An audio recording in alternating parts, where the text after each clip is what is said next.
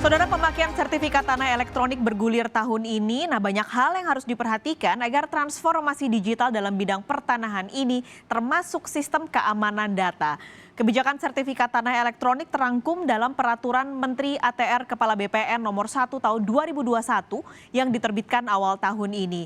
Ada sejumlah perbedaan dengan sertifikat analog yang berbasis kertas, di antaranya penggunaan tanda tangan elektronik. Pemerintah perlu terus memperbaharui teknologi sertifikasi untuk menjaga keamanan data pengguna. Ya, untuk perangkat keras, ya pemerintah harus bisa memiliki satu pusat data yang bersifat nasional, yang sebaiknya terfragmentasi antara satu sistem dengan sistem yang lain untuk mengurangi kerawanan. Tapi persyaratan utamanya kalau bisa pusat data ini dikelilingi oleh satu jaringan yang tertutup dan eksklusif yang betul-betul hanya digunakan untuk penyimpanan data-data strategis dan data-data pribadi dari warga negara. Kita bahas lebih lanjut soal sertifikat tanah elektronik. Kita langsung berbincang bersama staf khusus Menteri Agraria dan Tata Ruang dan Kepala BPN Tuku Taufikul Hadi. Selamat malam, Pak Taufik. Selamat malam juga, Mas Kalis. Oke, ini muncul kontroversi Pak sebenarnya ya dari sertifikat elektronik ini. Sebenarnya bagaimana sih caranya? Apakah nantinya ini akan wajib untuk seluruh masyarakat? Bukan wajib, tetapi itulah untuk keperluan masyarakat sendiri. Karena sertifikat ini itu sangat safety. Sertifikat analog itu adalah sangat berbahaya karena bisa digandakan. Kemudian sekarang ini misalnya musim banjir, ya, kemudian tanah longsor dan sebagainya itu bisa rusak. Tetapi kalau sertifikat elektronik, sertifikat L, itu semua persoalan itu teratasi semuanya dan sangat aman. Tidak karena itulah, wajib. jadi bukan persoalan wajib, tetapi itu adalah untuk keperluan masyarakat sendiri. Jadi ini adalah sebuah layanan pihak pemerintah kepada rakyatnya sendiri. Bisa dibilang ini fasilitas dari pemerintah, tapi nantinya apakah akan dibebankan kalau tadi masyarakat ada yang mau mengganti menjadi elektronik, prosesnya apakah akan lama, lalu ribet atau tidak Pak, dan berapa biayanya? Saya pikir tidak, karena tidak ada biayanya. Kalau nanti timbul pun biaya, itulah biaya PNBP, ya, itulah biaya yang bukan pungutan yang dibuat-buat, tetapi itu adalah biaya yang memang hidup karena memang itu keharusan. Ya, jadi itu tidak banyak, mungkin ya beberapa puluh ribu saja, ya kan? Karena itu yang paling penting, tetapi itu pun belum ada, saya belum pahami sepenuhnya soal apakah ada kalau ada pergantian. Tetapi kalau itu adalah pendaftaran baru, itu tentu saja akan timbul biaya-biaya tertentu, seperti biaya yang sekarang ini. Bahkan kemudian bahkan kemungkinan besar akan jauh lebih berkurang. Karena apa? Persentuhan dengan fisik antara pihak pemohon dengan petugas nanti semakin tidak ada. Ya. Berarti nanti semua yang baru sudah elektronik ya Pak? Nah, memang semua elektronik, tetapi itu permohonan pertama itu harus hadir. Karena kenapa? Untuk mengidentifikasi fisik pemiliknya, pemohonnya. Apakah itu sesuai dengan KTP enggak dan sebagainya. Itu penting. Karena apa? Ini adalah menyangkut dengan kepemilikan tanah tersebut yang sangat penting. Jadi karena itu harus diketahui, harus ada validasi. Validasi itu juga adalah melihat orangnya.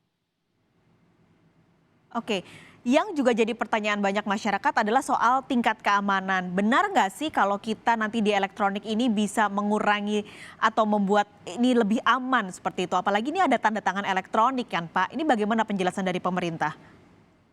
Nah, memang seperti itu. Jadi karena ini adalah elektronik, tanda tangannya elektronik, maka dia tidak bisa digandakan. Kemudian nanti semuanya adalah dengan kode-kode tertentu yang diberikan kepada kepemilikan. Mhm. Pemilik tanah yang punya hak. Karena itu dia menjadi berbeda sekali dengan analog, dengan sertifikat analog. Sertifikat analog itu adalah tanda tangan biasa, dan kemudian itu setiap orang bisa memalsukannya. Kalau itu tidak akan bisa dipalsukan lagi. Karena itu, karena pemahaman itulah kemudian negara itulah dengan cepat beralih kepada sertifikat elektronik ini. Karena apa? Untuk mengamankan kepemilikan rakyat, Oke. untuk menjamin keamanan hak rakyat di dalam konteks tanah. Jadi ini sebetulnya adalah buah layanan dari pemerintah kepada rakyat agar kemudian properti rakyat itu telah terjamin. Untuk masyarakatnya nanti dalam bentuk email ya Pak berarti?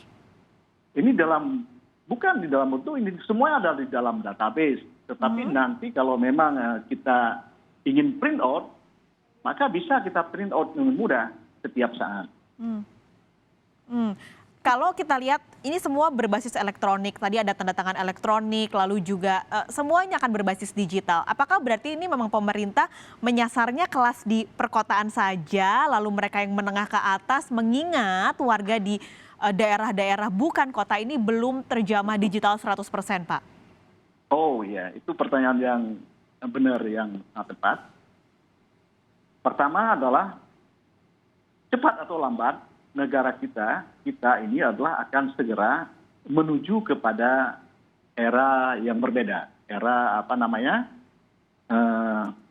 era yang disebut dengan revolusi industri keempat. Jadi itu akan terjadi. Sekarang sudah dimulai. Semua orang di Indonesia itu telah menggunakan HP. Jadi telah didahului dengan telepon seluler tersebut. Jadi orang telah terbiasa dengan persoalan-persoalan keseharian mereka dalam konteks elektronik. Tetapi mungkin ketika hadir sertifikat elektronik ini, tentu ini adalah tidak terbiasa. Tetapi telah didahului oleh telepon seluler itu, jadi tidak khawatir kita. Yang kedua, tidak diberlakukan secara serentak. Tetapi ini akan ada uji coba, kemudian akan dilakukan di daerah-daerah tertentu yang masyarakat telah siap. Misalnya kita akan coba langsung di Jakarta dan di Surabaya dulu. Ya. Kemudian kalau sudah itu kita akan berlakukan di kawasan yang lebih luas lagi, daerah yang lebih luas lagi. Dengan daerah yang lebih luas lagi seperti Jawa, kemudian daerah-daerah yang cukup kosmopolit di luar Jawa dan sebagainya. Oke. Tetapi suatu ketika, jangan khawatir. Ini masyarakat yang telah menggunakan telepon seluler ini, itu sudah masuk ke perbatasan antara Indonesia dengan Papua New Guinea. Jadi menurut saya itulah persoalan waktu saja. Jadi karena itu sekarang inilah pemerintah seharusnya telah merespon terhadap perkembangan tersebut. Dan ATR BPN itu adalah merespon sekarang ini. Terakhir Pak Taufik, ini memastikan sekali lagi bahwa masyarakat yang akan mengganti ke elektronik ini sudah pasti akan lebih aman dan datanya terjamin. Betul Pak? Sangat betul. Seperti itulah.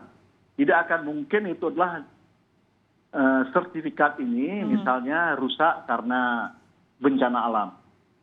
Tidak bisa dipalsukan, tidak bisa digandakan, tidak bisa berpindah tangan kepada orang dengan diam-diam. Selama ini bisa dicuri atau melalui orang-orang tertentu berpindah tangan kepada orang lain. Kemudian di sana digandakan.